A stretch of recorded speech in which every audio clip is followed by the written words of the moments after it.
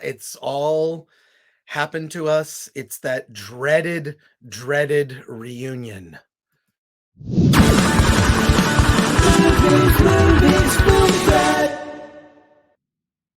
Welcome to the Film Threat Podcast. I am Chris Gore. It is my mission in life to tell you about independent films that you need to check out and see. And I especially love talking to filmmakers who are visionaries, ones that have a lot of slashes in their title, because to me, the best indie films are made from a singular creative voice. Before we talk to Dave Rosenberg on the Film Threat Podcast about his film, The Reunion, just a reminder to support us.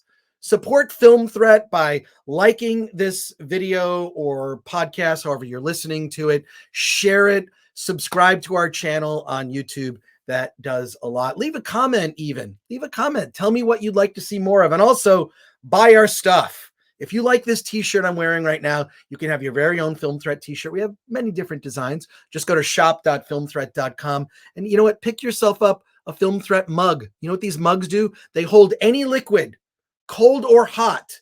It's an incredible new invention, and it also has the Film Threat logo on that. So there you are. Let's talk to Dave Rosenberg, who is the writer, producer, lead actor of the film The Reunion. And Dave, I got to ask you, my first question is, it's about a character who is dreading a reunion because of a traumatic experience. Is this somewhat autobiographical? Oh, you can take the somewhat out. Tell me about it. Tell me how. Obviously, this was inspired by real life, but how did this come about? So I was an actor in my 20s in New York City, and I was doing a play, and I had the nightmare that actors have on stage, which is that I went up on my lines, and for about a minute or two, the audience was staring at me, just sort of dumbfounded. And so the play was kind of a failure, at least that opening night. So I sort of ended up going on this spiritual journey in Union Square Park and just reading books and meditating and experiencing all these coincidences. And I was kind of, on a pink cloud. And then I ran into my childhood nemesis, who had been part of a crew of friends that kind of turned against me in middle school. And it kind of shattered this pink cloud that I was on. And I had two best friends at the time who were also actors who were in the film. And I told them about it, and they could see that I was really pretty traumatized. And one of them, my friend Din, said, "You have to write about this." And the other one, my friend Andrea, said, "You have to confront this guy." And that kind of set about a 5-year process of writing, and my buddy Andrea kind of preparing me to confront my childhood nemesis. It's weird because to this day, I still think about experiences I had in elementary school, junior high, high school. Now we have Facebook, which Facebook allows us an opportunity to, in a somewhat satisfying way, I think, sort of see the lives of some people who, let's face it, they were jerks. And maybe their lives didn't turn out so well. And, there you go, karma, right? But it did. The film, I mean, you are the primary creative force behind this, as, the lead actor, producer, the writer, and it felt all too real. And there are moments, it's interesting because the tone of the film is also like, in some parts it's comedic, and other parts it feels like a dark thriller, like a confronting. I mean, your character, and I'm not sure actually, there's like a scar that your character has. I don't know if that's an actual scar that you have. Slightly? Oh, good. There you go. But it was more profound in the movie. There was some makeup. Yeah. I think it's definitely enhanced in the film, but what you do in the film, it's about confronting these emotional scars. I mean, I didn't have anything quite as traumatic as your character experienced in the film. And when I say character, I mean you. I mean, there are emotional scars, whether you can physically see them or not. I think almost surviving childhood in a way, we spend at least the beginnings of our adulthood dealing with those kinds of issues. Can you talk about that a little bit? Because the film seems very raw. Yeah, I mean, who knew that the things that happened when we were, teenagers, were going to stick with us for so long? I wish I'd have known I might have done things differently. I'm actually on the other side right now as you talk about karma, because I'm a middle school teacher. I'm actually in my middle school class right now, so I have kids, and I watch them go through that. And it's a popular story of a group of kids turning on one kid. And I didn't realize that. I felt like I was the only one that it ever happened to. It had like took on mythological proportions to me. But we're all going through our stories in our mind, and there's what's happening out in reality, and there's what's happening in our mind. And I think that character goes through this, and I think the gentleman who wrote the review in Film Threat nailed it right on, that there's definitely things happening in real life, but in a lot of ways for this character, he actually doesn't have to do anything in the movie. It's all internal, right? He doesn't have to go to the reunion, he doesn't have to confront the guy, but internally he does, or at least he feels like he does. And I did, and I felt like I did. Yeah, I feel like, and today I think, and I really feel for like kids growing up today, because they deal with this kind of thing at the level of social media. I see it, and when you look at, and I'm sure you've made observations about, just the challenges that kids face today. The bullying has gone perhaps, from being less physical, to now in places like Instagram and TikTok and whatnot. I'm just asking if you have any perspective on that, as someone kind of, you get to see these kids and how they have to deal with that. I'm sure it's a nightmare. I'm sure it's something that they deal with, on a day-to-day basis. I don't see much of it in my class, and that's a good thing, because I've been teaching for 6 years, and so the last couple of years have been much better. The first 3 years as a teacher were really difficult, and there was a lot of drama and chaos going on in the classroom. I will say we have had a play the last couple of years, that was done here this year virtually, but a year or two ago it was done in person, and that was all about bullying on social media. So I think it is something that our kids really deal with, but or I'll just speak for myself, I don't see that much of it in the classroom. We're just really focused on the work, but these kids got so much going on that I don't know about, from dealing with COVID at that age, family members affected by it, family members that, may have passed away.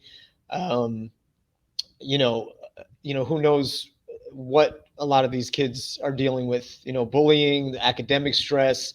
But I have not, to be honest with you, seen it firsthand. I've heard about it a little bit secondhand.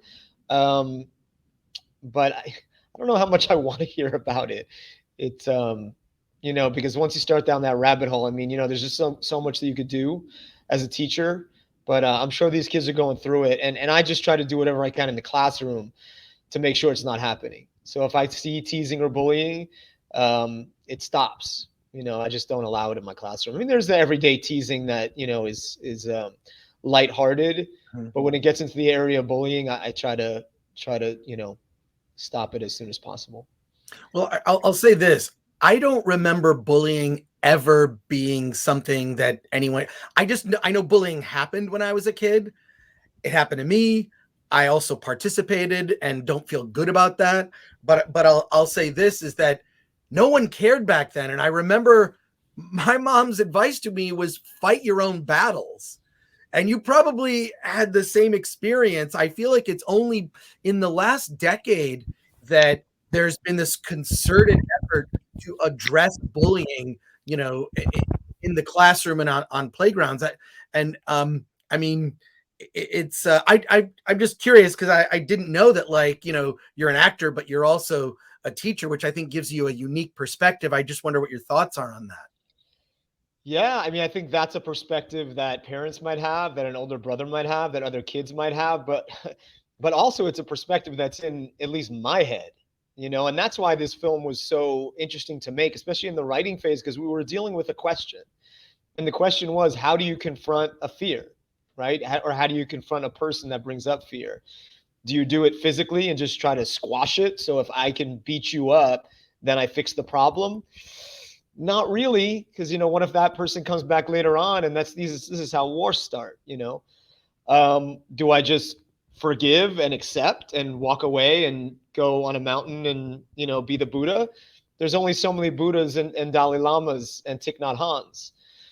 So it's how to work in the in between, and how to speak up and how to also let go. And we deal with that, I'm sure you do. I deal with that on a daily basis with different confrontations that come up. So this was a question that we posed. It'll never be answered, I don't think. I think just experientially. And I think you see my character going through that in different moments in the film. A real quick aside, I have a serious question, but this question, there's a reference to a character that you're kind of friends with who's an actor who books a Geico commercial. Did you get, and you you just deal with it. A lot of times it'll be like a made up thing. Did you get any money from Geico for the film? Because if you did, I think that's brilliant. No, I thought we would have to pay them. There's a lot of permission we didn't get for that film, but that was one that we did get permission for. So no, we didn't get paid. We didn't pay them. We got permission. Well, I thought it was handled in a very funny way, and I actually personally like those Geico commercials. I think they're very entertaining. But seriously, I'm getting back to the thread and the theme of the film. There's an amazing discussion. I don't want to ruin too much of it because I think it's a spoiler, but you have this confrontation with the photographer, potentially love interest that kind of just nails on the head what this fear really is. And it's very confrontational. It's very, I would say, like a spiritual aha moment for the character and also for the audience. I don't know how much you can talk about it without spoiling it, but I thought that was handled quite well. Can you discuss it a little bit? You know what scene I'm talking about, right? Yeah, that towards the end. Yeah. The wolf, right? Right. Yeah, I'm glad. Yeah, don't say any more. Yes. And I want that T-shirt, by the way. Oh, thanks. Not the one that's on your body, but one of those. Yeah, man. I mean, thank you for bringing that up. I think there's people who watch the movie and they enjoy it, or they think it's, good or whatever. But the people who talk about the specifics and really understand, what we're getting at and that it relates to them and it relates to everybody, that's when I get really excited, and talking about the themes of the movie. And so, yeah, I think it's a question, again, that's posed in the movie is who is the wolf, right? And my character, Ricky, has seen the embodiment of the wolf in his nemesis. He's having nightmares about it. And then the wolves start to appear in his life through dream sequences and acid trips and such. And so there's this question throughout the film of who is the wolf. And it's similar to other movies that I've really enjoyed. But I probably shouldn't say much more. Well, yeah, I just think that's the deeper layers that I think I appreciate about this film. I think our writer for Film Threat, which I know gave a positive review, like also caught up on that. I know you're actually, and I want the audience to know this, you're actually in school right now in the classroom you're on a break and able to do the podcast. That is so awesome. And I know we don't have you for much. That's so cool. We don't have you for much longer, but I hope people check out the film. I know it's on video on demand now. Is that right? And then you can get information at the website, which is behind you. Can you tell people the website? Right. This is my shameless plug. That's behind me. TheReunionFilm.com. We have a really great webmaster, Jay Cruz, has been working with us for a couple of years. We've put together a really, really solid website with the trailer, with our laurels and other posters and press, and we have a bully blog where people can write in their own bully stories. So whether they've been bullied, done the bullying, seen the bullying, still getting bullied, still dealing with bullying at work, they could write in. Kids could write in. And then yes, so we are available right now on iTunes for pre-order. And we are trying to get 200 pre-sales on iTunes so that we'll have kind of a larger platform once we go on iTunes in February. So we still need a few more. So if you're going to buy the film, we recommend it right now to do it on iTunes. You can get it for, I believe it's $12.99. And that is available through our website. The rest of our VOD platforms will be available February 1st. And you can also go to our website to link up with the various different platforms. We're going to be having a watch party where people around the globe can get on and watch on Zoom. I think we're doing that through you guys. So yeah, we are.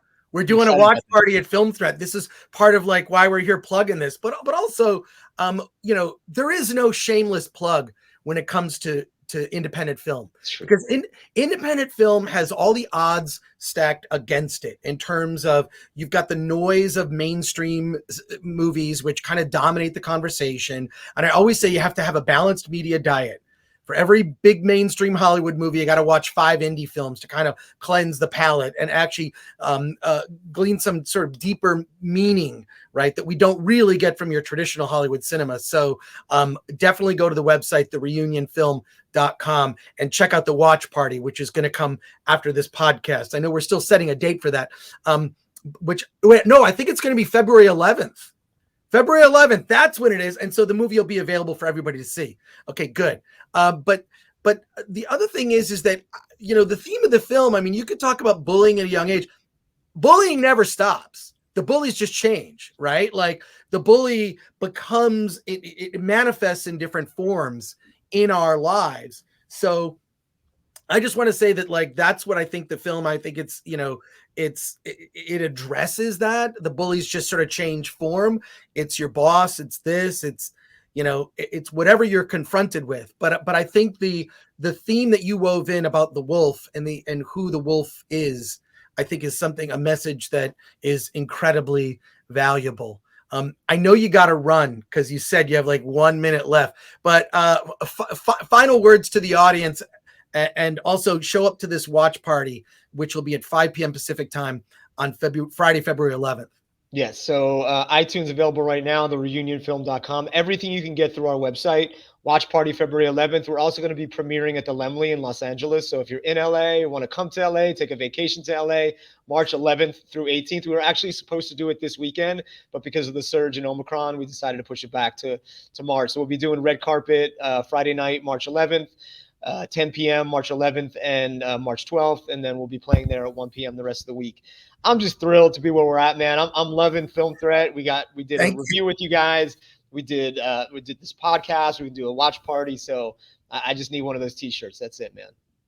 Awesome. Well, Dave, thanks for taking the time to talk to us. And, you know, my girlfriend is a school teacher, and you're to me, like, thank you for your service. I know we're used to saying that to people in the military, but truthfully, teaching is tough work. I hear her stories, so I'm sure you have more of your own, and we'll hear them at the watch party. So Dave, thanks for being on the Film Threat podcast. We appreciate it. Thanks so much for having me.